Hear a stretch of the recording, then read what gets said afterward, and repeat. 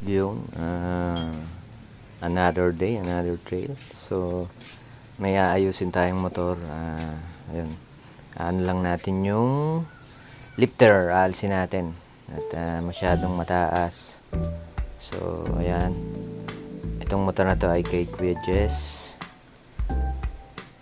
So, aalisin natin para tumama yung handling niya.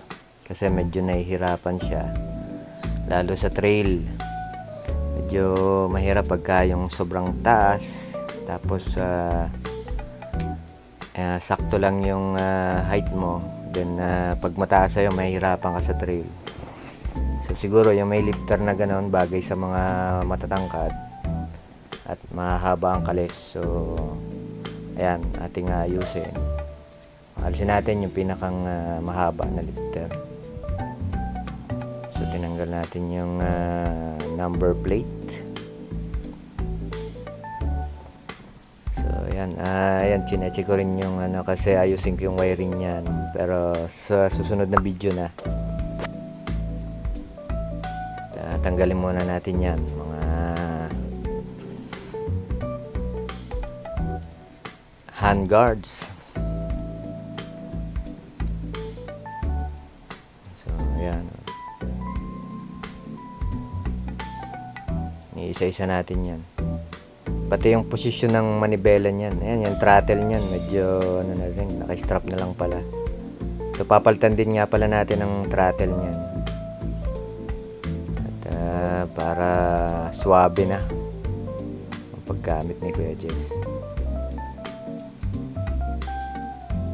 Ayan. Yun. Papalitan natin yan. May bago yan eh. Tapos yung posisyon ng manibela, ayusin din natin. Medyo masyadong naka-forward. So, sala yon sa posisyon sa tamang pwesto.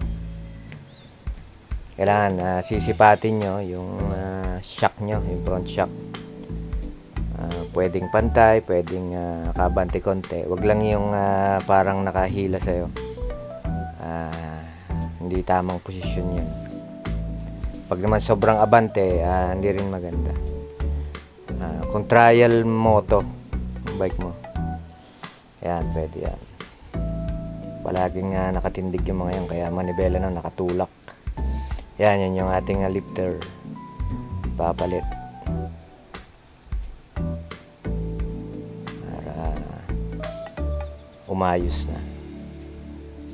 So natanggalan natin dyan yung lifter eh. Mataas yan.